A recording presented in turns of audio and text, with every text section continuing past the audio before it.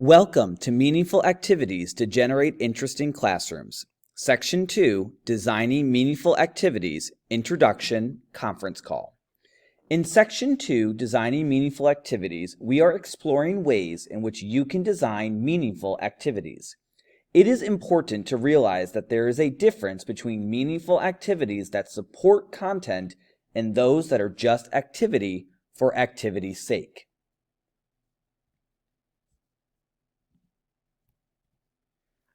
Please locate page 13, section 2, Designing Meaningful Activities, and note the quotations on this page.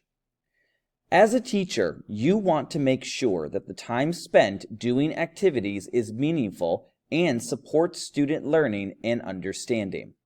In this section, we will discuss tools you can use to evaluate and plan meaningful activities.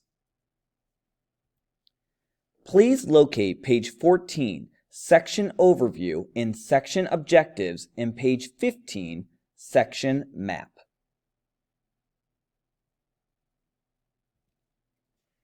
Please locate page 16, Research Excerpts, and read the research excerpts from the experts and highlight points that are most relevant to you. What research excerpts were most relevant to you? Remember, effective activities require a lot of planning that purposefully connects the activity to curriculum content. Activities are a way to motivate learners and provide differentiated opportunities for learning. Let's continue our journey into designing meaningful activities.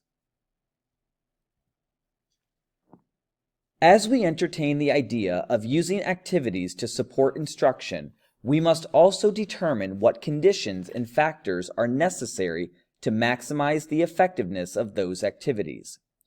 Designing meaningful activities, planning the activity time into the lesson, managing student behavior, and organizing space and materials are all important components of delivering successful and effective activities. Some factors and conditions we have control over, others we do not. Please locate page 17, The Right Conditions. Read the quotation and look at that cartoon. The quotation and cartoon give us two things to think about. First, consider the cartoon. The principal is saying to the teacher, "When you told me you had excellent class control, this is not what I expected." It is important to anticipate all of the factors and obstacles that exist when doing activities in the classroom so you can create the right conditions. Some of you may remember the movie Teachers. One of the teachers in the movie has the nickname Mr. Ditto. Mr. Ditto is very proud of himself because for 3 years in a row, he won the award for the best controlled classroom. He had the best controlled classroom because his students did the same thing every day, ditto. They filled out worksheets for the entire period. This is how he got his name.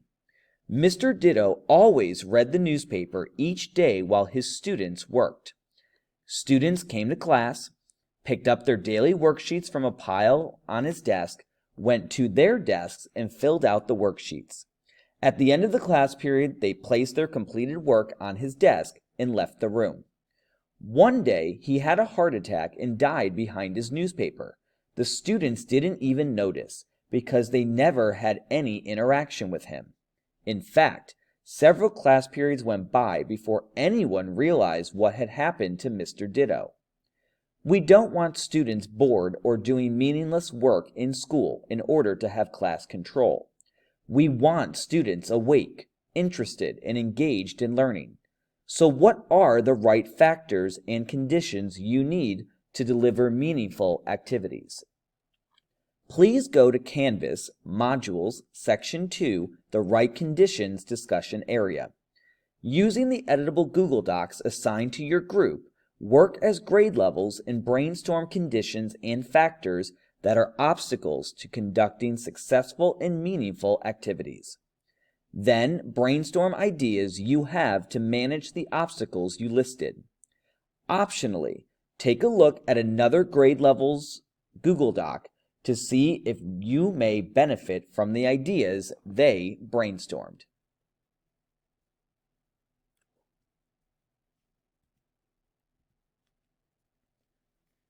What are some of the conditions and factors that are obstacles to conducting successful, meaningful activities?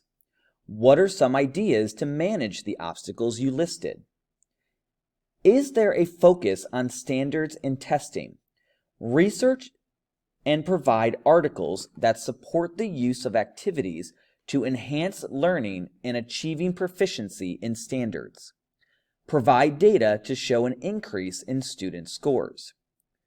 Are there large class sizes? Facilitate cooperative and group activities. Use parents to help monitor students. Create a schedule in which half of the class alternates between instruction and activity.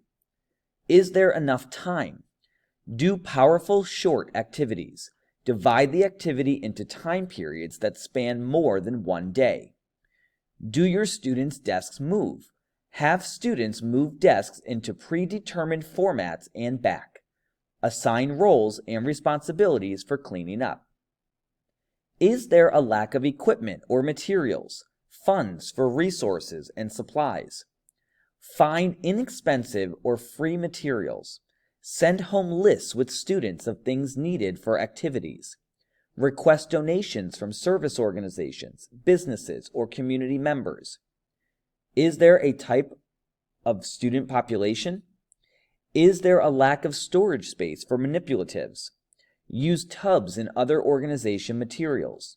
Move to areas in the school that provide a larger space. Are students noisy, which results in chaos? Establish behavior and social guidelines for activities. Play music to keep students focused and on task. Employ roles and responsibilities so all students have accountability. Remember, with innovative problem solving, we can create the right conditions. The conditions we listed do make it more difficult to use activities in the classroom, but we must persist. In order to engage and motivate learners, we must stimulate thinking and activate the brain. The brain research in recent years has spotlighted the importance of thinking that requires more than just one right answer. Using activities in the classroom is one way to activate thinking and combat passive learning. Please locate page 18, Stimulate Thinking, Activate the Brain. Please read the information on this page and highlight the points you find most relevant. We can stimulate thinking and activate the brain by providing activities in which students utilize any of these learning opportunities. We can ask questions with more than one right answer. We can provide opportunities for students to practice possibility thinking. I want to give you a moment to look at these three examples. What are the solutions to each of these rebus examples? Notice that the word store is in the corner of the box. The answer, corner store. Notice the word secret is written 3 times. The secret on top is circled. The answer, top secret. Notice the word bird is written in capitalized letters. The answer, big bird. If you liked these rebus examples, you may also want to search for Think-A-Grams books. Activating the brain and looking for multiple possibilities is a life skill. By learning to use this skill, our students will be more prepared for all types of experiences in life, from home to work. For example, in a reading class, the designer of this course displayed a photograph with part of the photograph covered. The photograph showed a man in a 3-piece suit standing on a ledge above a street with a window open behind him. Students were to guess what might be happening in the picture.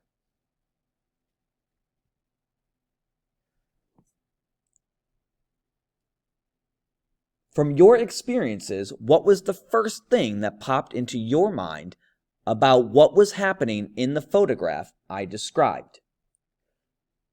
What caused you to come up with your answer so rapidly? Have you heard or seen similar situations? Did newspaper articles, movies, or television shows have similar events? Did you have real-life experiences? What are some other possibilities for the situation described? Could he be a detective chasing a suspect out onto the ledge? Could he be trying to get into another part of the building? Could he be trying to talk to someone else on the ledge to keep him or her from jumping? The missing part of the picture revealed that there was a little kitten out on the ledge, and the man was trying to rescue it. Notice how this possibility thinking activated your brain. Remember, when presented with problems in our everyday lives, we quickly run through possibilities for solutions. We think of similar situations, what we have read, what we have seen, and what we have been told. In other words, we take past experience and bring it to a new situation. Sometimes school has been too predictable for students. We give students the data needed to problem solve, or we ask questions with one right answer. This promotes lazy thinking and passive learning. Note the quote at the bottom of the page. Our next activity is an example of how you can stimulate thinking and activate the brain.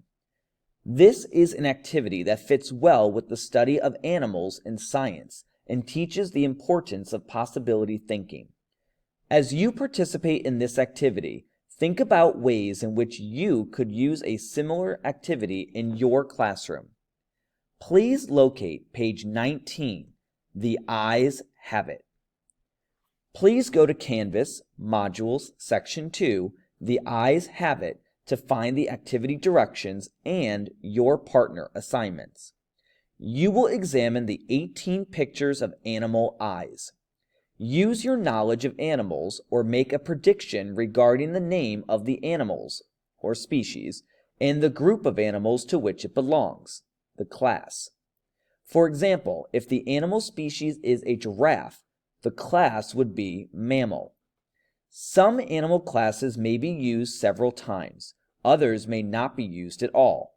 The animal class choices in this activity are arachnid, bird, crustacean, fish, amphibian, insect, mammal, reptile, or worm.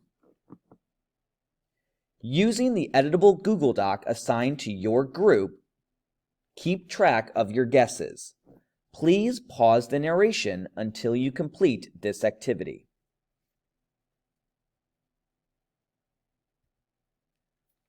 Now let's see if your guesses are correct. Please take a moment to review this slide to check your responses.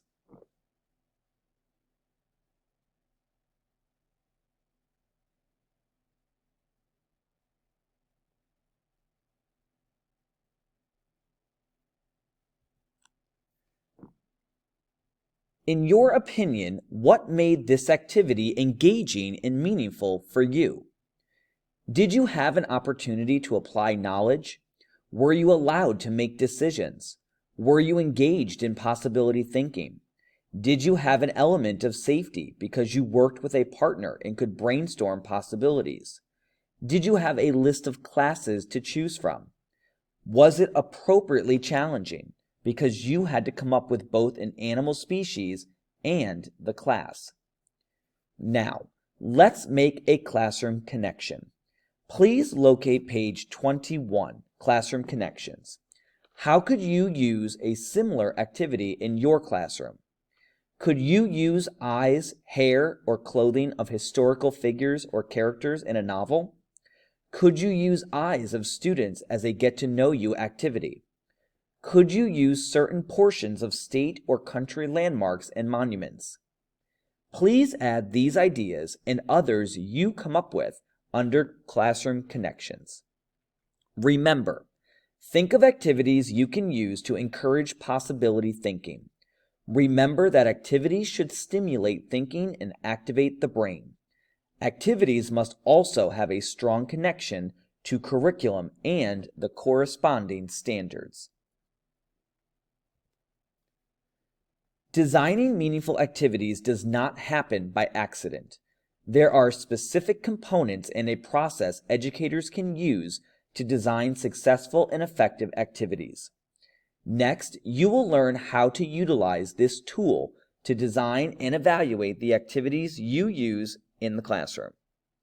Please locate pages 22 and 23 using SCORE to design meaningful activities and remove the laminated card from your course folder where you will find the SCORE components. SCORE is an acronym that represents the various components one needs to consider when designing a successful and effective activity. The acronym SCORE represents skills, curriculum, organization, results, and evaluation. Let's explore each of these components in more depth.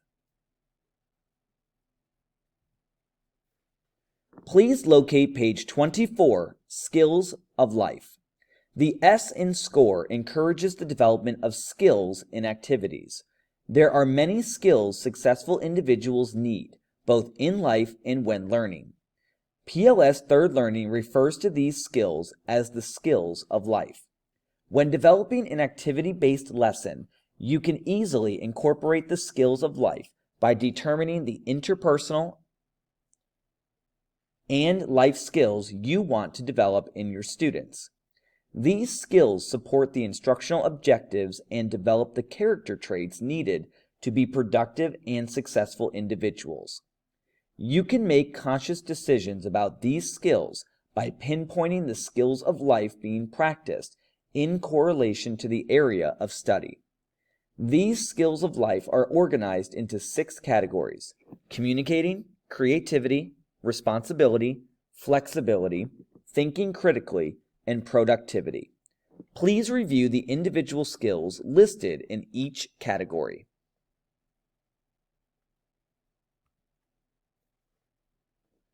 Based on your content area and grade level, which of these skills of life categories do you think your students need to develop the most, and why? Do your students need to be more responsible and self-directed?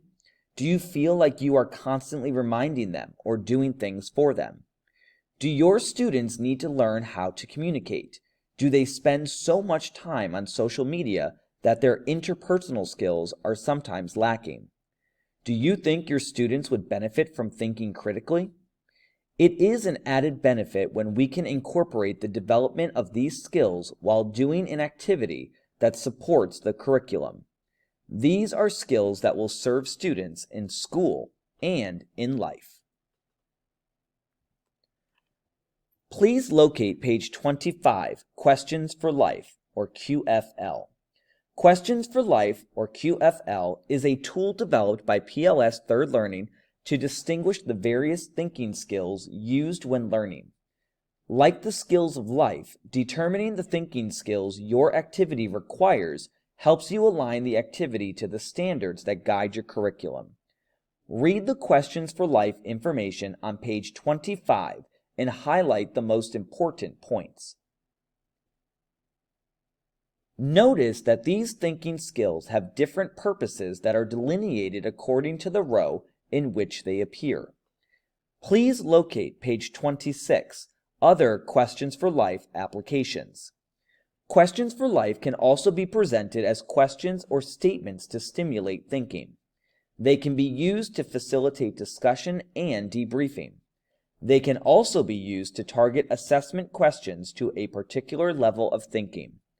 Review the question examples provided for each QFL thinking skill on page 26. Please locate page 27, Questions for Life keywords. You may have noticed when you were reading the examples on page 26 that certain words were italicized.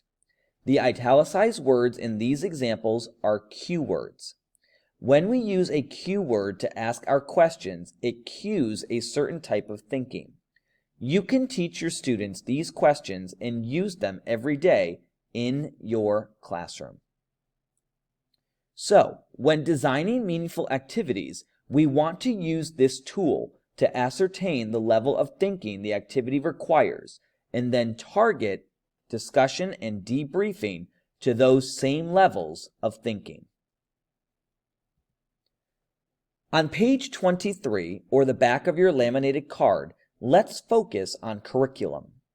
In order to design meaningful activities, a strong connection to curriculum is essential. The activity should align to the standards and objectives of the curriculum and content of the lesson. The activity should also incorporate the same thinking skills or processes the standard requires.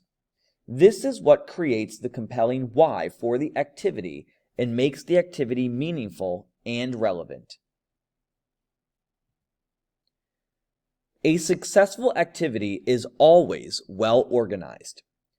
Please go to Canvas, Modules, Section 2, O, Organization, to complete the next activity. Using the editable Google Doc assigned to your mixed grade level group, each review of the items listed under organization should occur. Make connections to how these criteria would provide a more well-designed activity that runs smoother when implemented. Which of these criteria stood out to you? Why is this section important? Will chaos ensue if your activity is not organized? Do you think activities are a powerful time to differentiate instruction and meet the learning needs of a variety of learner preferences? Is grouping and using a variety of grouping strategies crucial so students do not work with the same individuals or get labeled according to the group they are in? Reflecting on the results and success of your activity is an important component. It is in this section that we evaluate the results of the activity and the impact it had. Based on this information, it is important to make adjustments to the activity so that the activity is more successful and effective next time. In this section, we also make sure we have debriefed the activity, making connections to the curriculum, skills of life, and questions for life thinking skills. Another important decision to consider when designing activities is whether and how the activities are to be evaluated or assessed. Some activities may include a summative assessment that is performance or product based. There may be a presentation or a rubric that may need to be developed. Some activities may provide opportunities for a formative assessment. The data from this formative assessment can be used to guide future instructional decisions. Some activities may provide opportunities to utilize peer assessment, self-assessment, or group assessments. Sometimes the teacher may want to conduct an observation as students participate in the activity. If activities have a strong connection to content and align to standards and objectives, then there must be a way to evaluate whether or not the activity was successful. When you do activities, how do you tend to evaluate or assess student learning? Do you like to use peer assessment? Do you find that students develop comparative internal standards when they compare their performance to others? Do you like to use self-assessment? Do you find it helps make students accountable for their engagement and participation? How many of you do not evaluate students when doing activities and use self-assessments as a way to deepen understanding of content? Remember, SCORE is a tool you can use to design meaningful activities. It is also a tool you can use to evaluate existing activities or activities you find online and make improvements. If you score an activity, you increase the chances of it being a successful and effective or meaningful activity. Now that you are familiar with the SCORE tool, you are going to use it to evaluate the Eyes Have It activity we did earlier. Please go to Canvas, Modules, Section 2, Score, The Eyes Have It, to complete the next activity. Using the Google Doc assigned to your The Eyes Have It partner group, you will evaluate the Eyes Have It activity using Score by checking the appropriate boxes on these pages. Please pause the narration until you and your group members complete the Score card. Let's check your score. We will start with C, Curriculum, on page 29 first. What curriculum connections did you find? Can you assume that the activity would align to the standards and objectives of a science lesson and correlate to the content of species in class? Did the activity require minds-on processes and have relevance to the real world of animals? Which organization criteria were evident in the activity? Would this activity more than likely be used as a practice or review activity to see if students could classify animal species? Did you work in partners? Were the directions clear and the arrangement of physical space appropriate? If we were to complete this face-to-face. Were students accountable and engaged? Did the activity appeal to the different learning styles and multiple intelligences? Were there elements of mystery, challenge, anticipation, and fun? Were some of the pictures more difficult to identify than others? What were some of the results of the activity? Did the activity support understanding of content? Are we debriefing the content by checking the accuracy of our answers? Skills were developed, and we will debrief those next. The activity required both critical thinking and creative possibility thinking. We also used a variety of questions for life thinking skills. What kind of assessment did we do for the activity? We self-assessed by checking our own answers. We also could have turned in the answer sheet as a formative assessment to ascertain student understanding of content.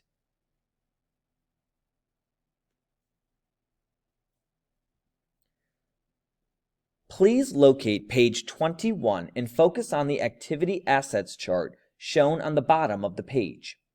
Every activity you are going to do in this course will have an activity assets chart. Let's discuss how this chart compares to the S skills boxes you checked when scoring this activity on page 28. The first column in the activity assets chart lists the multiple pathways to learning for this activity as it is written.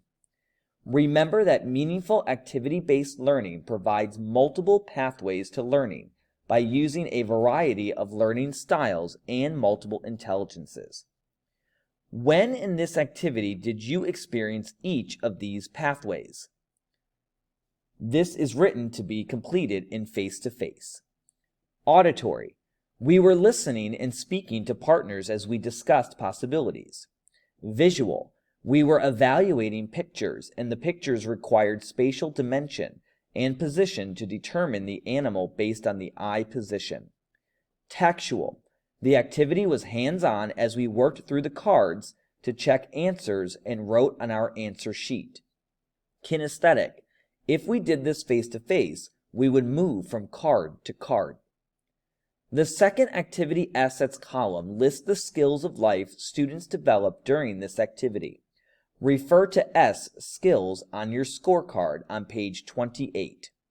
When you look at the list under each of the skills of life categories, which boxes did you check and which specific skills did this activity foster? Communicating. We were listening and speaking with a partner. We may have compromised and reached consensus, or we may have listed our own ideas of what the answer was. Creativity.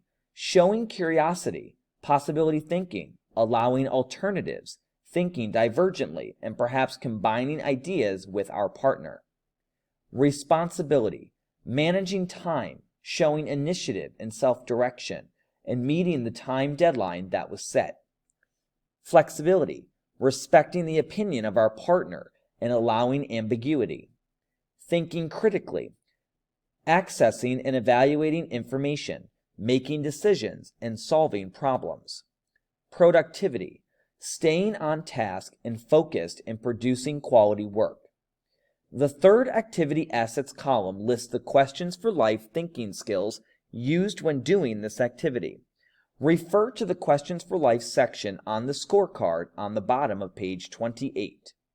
Which specific questions for life thinking skills were utilized in the activity, and when did you use them? Perception, observing details. Induction, analysis, same different. Making generalizations and analyzing the characteristics, comparing and contrasting them to other similar animals. Insight, appraisal, evaluation. Making inferences, evaluating options, prioritizing the best answer.